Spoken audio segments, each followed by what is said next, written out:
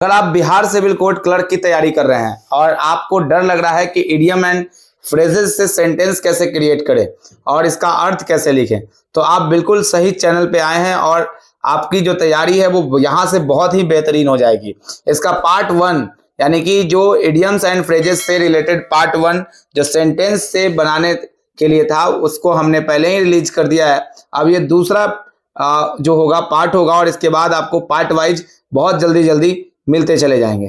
तो देखिए, सबसे पहली बात कि इडियम्स एंड फ्रेजेस से अगर आपको सेंटेंस बनाना है तो उसका जो है हमने एक पार्ट तो पहले ही कंप्लीट करवा दिया है, जिससे कि आफ्टर वन ओन हर्ट है तो शेयरिंग वंस टेस्ट, इसका मतलब कि अर्थ भी आपको इंग्लिश में लिखना पड़ेगा, फिर आपको उस अर्थ को लिखने के बाद फिर सेंटेंस को इंग्लिश में बनाना होगा। तो हमने इस काम को पहले ही करवा दिया है अपने टेलीग्राम चैनल पे टीच बाय नीतीश पे, ठीक है। आप वहां से इसका पीडीएफ खोज सकते हैं जहां पर आपको इंग्लिश में जो है इसका अर्थ मिल जाएगा देखने में, और उसको देखने के बाद उसको रिवीजन करने के बाद हम डेली प्रैक्टिस आपको करवाते हैं हमारे चैनल पर ही। तो आप हमारे चैनल से जुड़ के वहां पर रेगुलर बेसिस पर तैयारी कर सकते हैं। वीडियो कॉन्फ्रेंसिंग के माध्यम से मैं बिल्कुल आपके सामने उपस्थित रहूंगा। आप कोई भी क्वेश्चन हमसे लाइव पूछ सकते हैं, कुछ भी आप वहां पर डिस्कस कर सकते हैं। उसके साथ ही एक बहुत ही बेहतरीन रहता है क्या कि आपका डायरेक्ट हमसे कम्युनिकेशन होता है और ये बिल्कुल फ्री ऑफ कॉस्ट होता है। इसके लिए कोई चार्जेस हमारी तरफ से आपके लिए नहीं रखा गया है। तो चलिए शुरुआत करते हैं आज के वीडियो पार्ट 2 को। बस इतना सा हेल्प करिएगा कि ज्यादा से ज्यादा इस वीडियो को आपको शेयर कर देना है। चलिए तो शुरुआत करते हैं आज का वीडियो। यानी पहला नंबर देखिएगा यहाँ पर सेंटेंस कैसे बनाए। इस सेंटेंस को आप प्रैक्टिस कीजिए अपने तरीके से, और आपको अगर कोई और सेंटेंस दिखता है, कोई और आसान सेंटेंस दिखता है, तो उसको हमारे Telegram channel teach bye Nitish पर जुड़िए, उससे सेंटेंस बनाकर हमारे टेलीग्राम चैनल में भेजिए।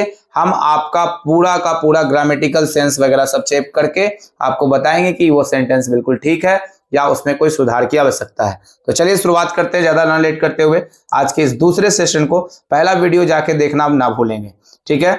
आई सबसे पहला नंबर देखिएगा, आफ्टर वंस ओन हर्ट। देखिए, आफ्टर वंस ओन हर्ट का मतलब क्या होता है? शेयरिंग वंस टेस्ट, ठीक है ना। शेयरिंग वन टेस्ट यानी आफ्टर वंस ओन हर्ट का मतलब होता है शेयरिंग वन टेस्ट, मतलब अपना जो टेस्ट है वो शेयर करना, ठीक है। अब यहां पर देखिएगा सेंटेंस किस प्रकार बनाया गया। सो फार मतलब अभी तक, as eating habit is concerned, ठीक है ना। So far eating habit is concerned. अब आगे देखिएगा, Suresh is after my own heart, ठीक है ना। तो so far as eating habit is concerned, Suresh is after my own heart, ठीक है। शेयरिंग वंस टेस्ट वहां पर इसका मीनिंग होना था। चलिए बात को समझ गए होंगे, आप इसको प्रैक्टिस करेंगे। नेक्स्ट मीनिंग हम लोग देखते हैं। दूसरा जो है अलाइव एंड किकिंग है। दूसरा क्या है यहाँ पर? Alive and kicking. अब देखिए, अलाइव एंड किकिंग का अगर आपको अर्थ जानना है तो आप जान सकते हैं in good health. Alive and kicking का मतलब क्या होता है? इन गुड हेल्थ, मतलब अच्छे स्वास्थ्य में। आगे देखिएगा, अगर हम यहाँ पर सेंटेंस इसका क्रिएट करना चाहें तो देखिए, आई लिखा हुआ है और आई के बाद यहाँ पर क्या लगाया गया? हैव। आई के बाद हैव के बाद क्या लगाया? I have fully recovered from illness. इसका कहने का ये मतलब है कि वह जो है पूरी तरह से, यानी कि बहुत अच्छे तरीके से जो है रिकवर्ड हो गया है। किससे? बीमारी से। And now I feel alive and kicking, यानी कि मैं जो है अब अच्छा फील कर रहा हूं और मैं सक्रिय और स्वस्थ फील कर रहा हूं, यानी गुड हेल्थ में मैं अब हूं। इसका अर्थ ये हुआ। तो आप पूरे ग्रामेटिकल चीज को देखिए, यहां पर पहला जो है वो आई लगाया गया, उसके बाद इसके बाद हैव लगाया गया। ग्रामेटिकल चीज को पकड़िए, फुल्ली रिकवर्ड। अब हैव के बाद यहां पर जो है रिकवर्ड V3 के रूप में जाएगा, ठीक है। और रिकवर्ड फ्रॉम, किससे रिकवर्ड किया गया? तो यहाँ इलनेस से, यानी बीमारी से। तो आप क्या लिख सकते हैं? I have fully recovered from illness. उसके बाद लिखेंगे and now I feel alive and क्विकिंग, मतलब कि किकिंग जो हो जाएगा, मैं अभी जो है बीमारी से क्या हुआ हूँ? रिकवर हुआ हूँ और अभी मैं सक्रिय और स्वस्थ फील कर रहा हूँ, या मैं अब अच्छी स्थिति में हूँ, अच्छे हेल्थ में हूँ। इसका अर्थ ये होगा। अब आगे देखेंगे तीसरा नंबर सेंटेंस पे आते हैं, ऑल एंड सन्ड्री। तो ऑल एंड सन्ड्री का मतलब होता है, आप इसका अर्थ जब जानने की कोशिश करेंगे तो एवरीबॉडी विदाउट डिस्टिंक्शन। इसका मतलब ऑल एंड सन्ड्री का मतलब होता है सभी लोग, किसी में डिस्टिंक्शन, यानी डिस्टिंक्शन का मतलब भेदभाव ना करना। तो ऑल एंड सन्ड्री का मतलब होता है एवरीबॉडी विदाउट डिस्टिंक्शन। विदाउट का मतलब हो गया कि कोई भी जो है डिस्टिंक्शन, उसमें असमानता नहीं है। अब आगे देखिएगा, इसका अगर सेंटेंस आप बनाना चाहे तो the new taxi is going to hit all, sorry यहाँ पर टैक्सी नहीं है, the new tax is going to hit all and sundry. मतलब जो न्यू टैक्स जो लगा है वो सभी को हिट कर रहा है, यानी पर समझ लेना है कि वो सभी लोगों को क्या करेगा, प्रभावित करेगा। तो the new tax is going to hit all and sundry. समझ गए बात को? तो ये चीज यहां पर आप बना सकते हैं इसका सेंटेंस। अगला देखेंगे आप लोग, नेक्स्ट फोर्थ सेंटेंस है एप्पल ऑफ डिस्कॉर्ड। एप्पल और डिस्कॉर्ड का मतलब होता है काउज ऑफ डिस्प्यूट, मतलब झगड़े का कारण। एप्पल ऑफ डिस्कॉर्ड का मतलब क्या होता है, झगड़े का कारण। यानी कि आप इसको हिंदी में अगर लिखना चाहेंगे तो काउज ऑफ रिपल भी लिख सकते हैं और काउज ऑफ डिस्प्यूट भी लिख सकते हैं। आगे देखिएगा, इसका सेंटेंस कितना शानदार है। आप क्या बना सकते हैं एप्पल ऑफ डिस्कॉर्ड का, Kashmir has always been an apple of discord between India and Pakistan. मतलब जो कश्मीर है वो इंडिया और पाकिस्तान के बीच में हमेशा झगड़े की जड़ रहा है। इस तरीके से इस बात को बोला जा रहा है, यानी कि डिस्प्यूट का काउज होना, यानी कि उसकी समस्या का जड़ होना। यानी कश्मीर के बाद देखिए यहाँ हैज लगाया गया और उसके बाद लिखा ऑलवेज बिन, तो हैज के बाद बिन का आना जरूरी था। तो Kashmir has always been an apple of Discord, किसके बीच में, Apple of discord between India and Pakistan. तो पाकिस्तान और इंडिया के बीच में एप्पल ऑफ डिस्कॉर्ड रहा है। ठीक है ना?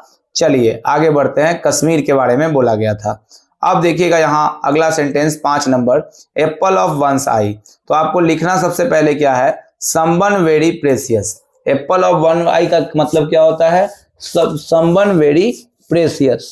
ठीक है ना? यानी कि आंखों का तारा, प्यारा, ये सब चीज आप बोल सकते हैं। तो एप्पल ऑफ वंस आई।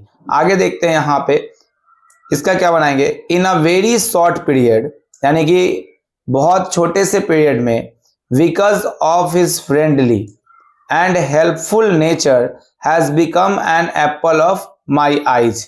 मतलब इन अ वेरी शॉर्ट पीरियड, मतलब बहुत छोटे से समय में, because of his friendly and helpful nature, मतलब आपका वो ऐसे मतलब बताना चाह रहा है कि किसी के यहाँ कोई गया और थोड़ी देर के लिए जो है वहां पे वो रहा, तो in short very short period जो है वो क्या किए कि फ्रेंडली एंड हेल्पफुल उनका नेचर हो गया। तो he has become an apple of my eyes. ठीक है ना? तो वो उसके आंखों का तारा बन गए, यानी कि उसको लिए बहुत बहुमूल्य हो गए। इसके कहने का सेंटेंस का मतलब ये रहा। ठीक है ना? आप इसको कोशिश करेंगे, लिखेंगे इसको। अगला देखिए किस तरह से बनाया जाएगा, अर्गस आइड मतलब विजिलेंट। ये तो आपको विजिलेंट हमने रटवा दिया है, फिर सेंटेंस बनाने की बारी है। अर्गस आइड का मतलब vigilant.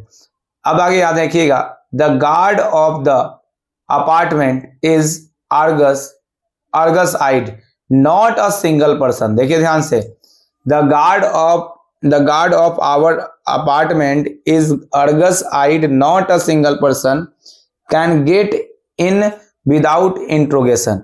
Can get in without interrogation. इसका मतलब क्या है कि the guard of our apartment, हमारे अपार्टमेंट का जो गार्ड है, अर्गस आइड यानी एकदम बहुत चौकन्ना है, विजिलेंट है, सतर्क है, नॉट अ सिंगल पर्सन, एक पर्सन के प्रति नहीं, कैन गेट विदाउट इंट्रोगेशन। ठीक है ना? मतलब कि किसी भी पर्सन को अगर वो बात करें तो उसको बिना टोके जाने नहीं देता है, उससे प्रश्न वो पूछते ही है, उससे पूछताछ जरूर करता है। ठीक है ना? इसका अर्थ ये निकल के आया है, आप इसको प्रैक्टिस करेंगे। अगला देखिएगा 7 number, around the clock. Around the clock का मतलब होता है डे एंड नाइट। तो देखिए डे एंड नाइट होता है इसका। नेक्स्ट जो है अराउंड द क्लॉक का, day and night. The army diploid eight the border means it around the clock. ठीक है? The army diploid eight the border means it around the clock. देखिए यहाँ पे the army diploid eight the border, जो army जो है वो deploy का मतलब होता है तैनात होना, और डिप्लॉयड के साथ प्रीपोजिशन देखिए क्या लगाया है, at the border. Mans, mans का मतलब होता है निगरानी करना। इट अराउंड द क्लॉक, मतलब mans it around the clock का मतलब कि आर्मी जो है जिसको डिप्लॉय किया गया था वो जो हमेशा दिन रात यानी कि 24 घंटे तक वहां पर निगरानी बनाए रखते हैं। ठीक है, यहां पर ध्यान देना है, मैंस का मतलब निगरानी। अगले चलते हैं 8 नंबर पर, a hard as hard as a nail, यानी इमोशनलेस। ठीक है, as hard as a nail होगा यहाँ, तो इमोशनलेस हो गया, मतलब he is as hard as nail, never moved by anything. मतलब कि इमोशनलेस मतलब समझते हैं, संवेदनहीन होता है। As hard as nail, nail की तरह हार्ड, मतलब एकदम कोई इमोशन एकदम नहीं है। तो he is as hard as nail, never moved by anything, किसी के द्वारा जो है वो उसको मतलब इस तरीके से अस्थिर नहीं किया जा सकता है। तो वो इतना जबरदस्त है और वो इतना मतलब हार्ड नेल्ड है। चलिए आगे बढ़ते हैं, अगले में देखिएगा at a loss. At a loss का मतलब होता है कंफ्यूज्ड, ठीक है ना, टोटली कंफ्यूज्ड बोल सकते हैं। देखिए the police is completely at a loss over the real culprit. अब क्या हुआ यहाँ कि पुलिस जो थी वो किसी अपराधी को पकड़ के लाई और वो जो है वो कंफर्म तरीके से नहीं बता पाया कि कौन जो है वो इसका है। ठीक है ना, तो the police is completely at a loss, यानी कि उस समय जो है पुलिस इतना कल्प्रिट का मतलब दोषी होता है, तो the police is completely at a loss मतलब वो बहुत ज्यादा उलझन में था, कंफ्यूज था कि रियल कल्प्रिट जो है वहां पे कौन है। ठीक है ना, आगे बढ़ते हैं अगले सेंटेंस की तरफ। लास्ट सेंटेंस है ये हमारा, एट डैगर्स ड्रॉन, तो इसका मतलब होता है एनिमीज। एट डैगर्स ड्रॉन का मतलब होता है एनिमीज।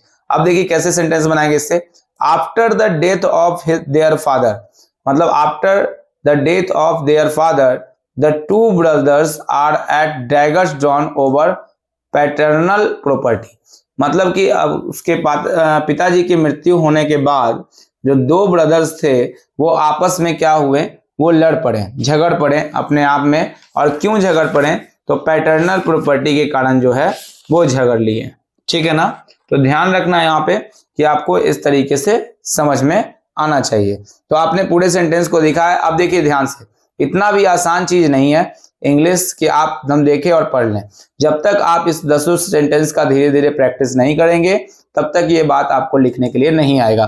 तो रेगुलर प्रैक्टिस में 1 घंटा आप कोशिश कीजिए, जितने सेंटेंस जो नजर आ रहे हैं उसको आप बहुत तरीके से कीजिए। इसका तीसरा पार्ट हम बहुत ही जल्द आपके सामने लेके आएंगे, तब तक 2 पार्ट्स पर आप बेहतरीन प्रैक्टिस करके दिखाइए। ठीक है ना, चलिए तो बहुत ही शानदार हमारा ये दूसरा सेशन खत्म हो रहा है। तीसरे सेशन में हम फिर से उपस्थित होंगे और 10 क्वेश्चंस के साथ सेंटेंस की ओर बढ़ेंगे। चलिए मिलते हैं अगले वीडियो में, तब तक के लिए बाय। अगर चैनल अच्छा लग रहा है तो लाइक कीजिए, शेयर कीजिए, सब्सक्राइब कीजिए और हमारे Telegram channel teach bye Nitish से जुड़ना ना भूलिए कि मेंस की तैयारी वहां पर करवाई जा रही है। और 8 बजे का लाइव सेशन जो है हमारा इसी के रिगार्डिंग होता है, जिसमें स्पेलिंग टेस्ट पे हम पूरा फोकस कर रहे हैं। चलिए तो मंडे से लेकर के हमेशा संडे तक एकदम पूरा का पूरा जो क्लास है वो रेगुलर होता है, कभी भी एक दिन का गैप नहीं होता है। चलिए मिलेंगे अगले वीडियो में, तब तक के लिए बाय।